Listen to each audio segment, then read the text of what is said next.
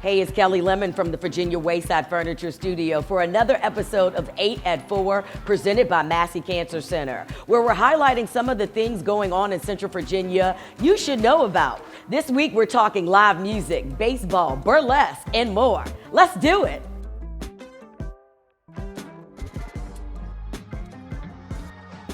We've had a great summer of live music, and with fall just around the corner, there's even more great opportunities to get out and experience the Richmond music scene. I'm Lucas Fritz, owner, talent buyer, Broadberry Entertainment Group. We're setting up for the first Live Loud concert on Browns Island. I grew up south of the city, went to VCU, studied music and business, played in some bands. I started interning at the Camel while I was still at VCU, and just kind of one thing led to another. Richmond has a pretty blossoming and fruitful music scene. A lot of venues ranging in capacities from 50, 75, 100, all the way up to 1,500, and then you get this big outdoor space here at Browns Island. Richmond's always had a great music scene. The old punk days of Gray Street. VCU has a great art school and music department. So there's not, one thing to say, well, now Richmond has a really strong music scene. It's kind of always been great and strong. But now that there's a platform for artists of varying sizes across the city, it's really able to kind of showcase all that talent now. Virginia is for lovers has been the slogan of the state for a while, but kind of honing it in on music lovers is really special. You think about all the different things that happen across the state, whether it's Floyd Fest, Rooster Walk, the things that are going on in Richmond, Bristol Rhythm and Roots down in Bristol.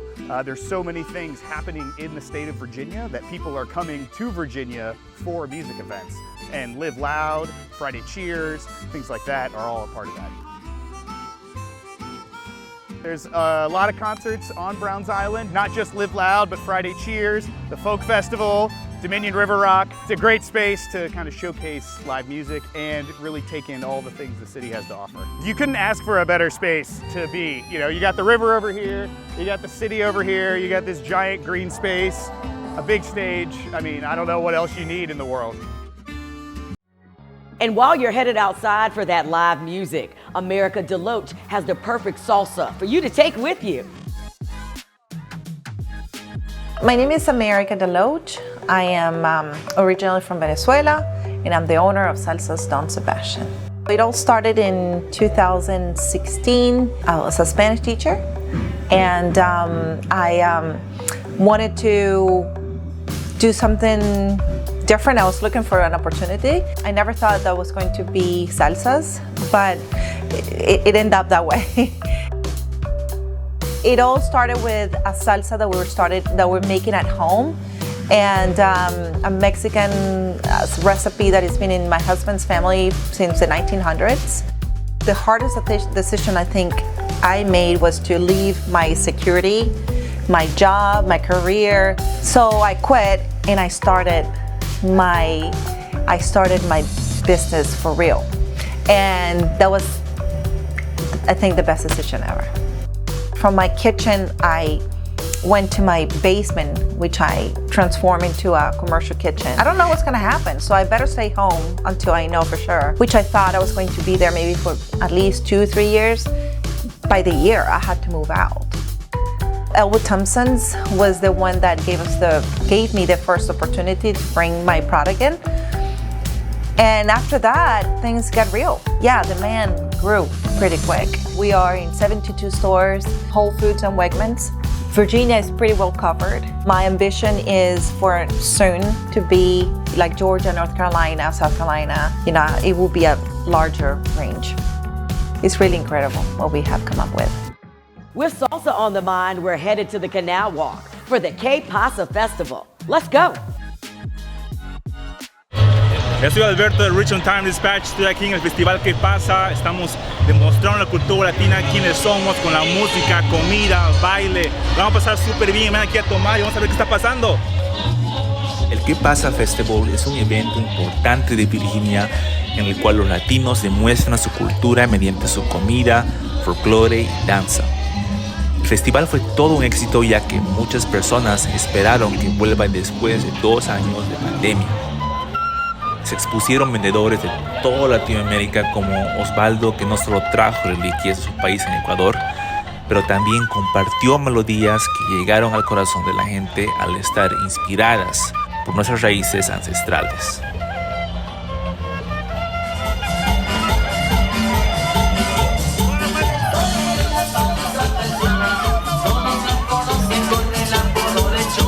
En el Pasa Festival también tuve el honor de entrevistar a las Miss Mexicanas de Virginia y Washington DC, quienes estaban muy felices y orgullosas de representar su país. No importa que somos aquí americanas, estudiadas aquí, crecidas aquí, pero siempre nos hemos embarcado en nuestras raíces mexicanas. No sé si igualmente con mucho orgullo y honor de poder representar a mi gente. En cuanto a la música, había variedad de ritmos y estilos con músicos de alto calibre. Fue un día increíble, you know how it is, danza, drinking, you know, like a lot of singing, like just getting like all the way in. So hey, hope you had a very good time. Me alegra haber sido parte de este gran evento representativo de la comunidad latina en Estados Unidos. Muchas gracias y nos vemos la próxima. With the playoffs coming up and baseball season soon to wrap, we're taking a look back at the experience of a Flying Squirrels game.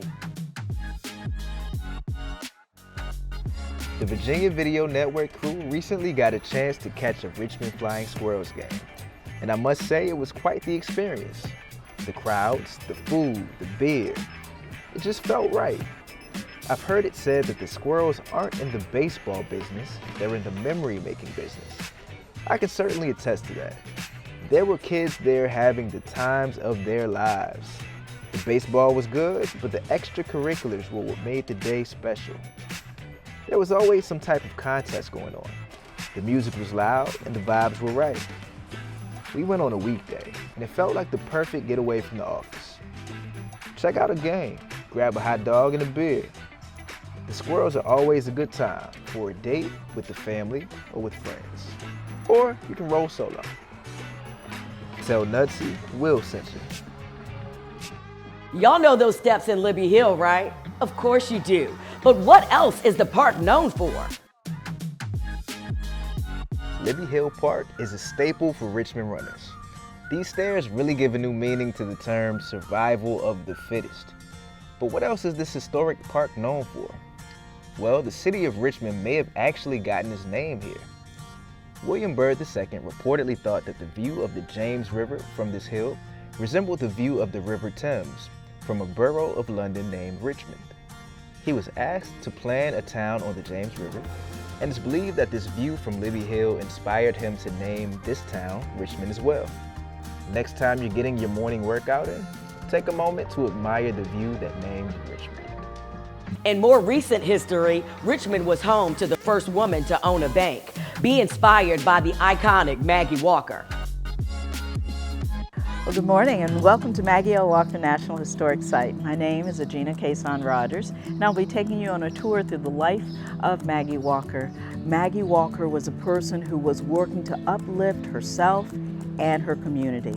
And through this, she was able to have a ripple effect, not only in Richmond, not only in Virginia, but all across the United States. To give you a little background on Mrs. Walker's home, she purchased this home in 1904. She had founded the bank in 1903. She had started a newspaper through the Independent Order of St. Luke in 1902, and she and her family were on the rise. Richmond, particularly Jackson Ward, was the center of Black business and entertainment and so on. So this would be the place where the folks would be drawn to visit in this community, because this is where all the movers and shakers were. This is where the Black community was thriving. Maggie Walker and the Independent Order of St. Luke were all about helping to lift up. I've said it before, but lifting as we climb. Together you can face adversity much better than if you're trying to do it all alone. Her mother, Elizabeth Draper Mitchell, knew the value of getting a good education, the value of working hard, because those opportunities had been denied to her at the time when she was enslaved. Take a look at these books. About 500 to 600 volumes of books in this room alone, from Mark Twain to great events of famous historians, to books about Black history, and books about, for example, the life of Susan B. Anthony, wide-ranging, because Mrs. Walker would draw on these items and draw on these books according to her grandchildren. So when she gave those wonderful speeches, she was such a great orator. She could convince anyone of anything, just about. When she did that, she was drawing on that deep knowledge of a wide range of subjects. But what's really cool is that there are books back here about banking, business. She was recognized in Booker T. Washington's book about the Negro in business because she had established the bank. By 1905, she was being recognized as one of the 101 prominent colored people in the United States. Richmond has seen a boom in its art scene over the years, the most controversial of which has been street art. We all know that Richmond is an old city known for its historic architecture. But recently, street art and murals have been popping up all over. Many people have confused street art with graffiti, difference being that street art is normally done with permission, while graffiti is illegal and considered vandalism. There are some truly striking art pieces that have given new life to hundreds of buildings and structures all over the city.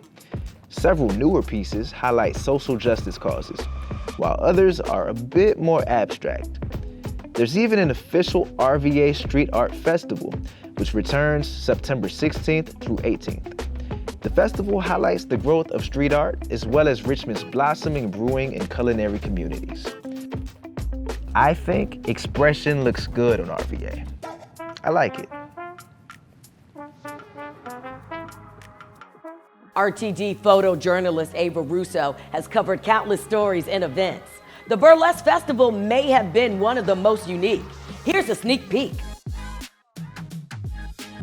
The story came about because I was working nights that week, and we had a light Friday and Saturday night. We didn't have an assignment to cover it, so I reached out to the organizers, and they were very welcoming.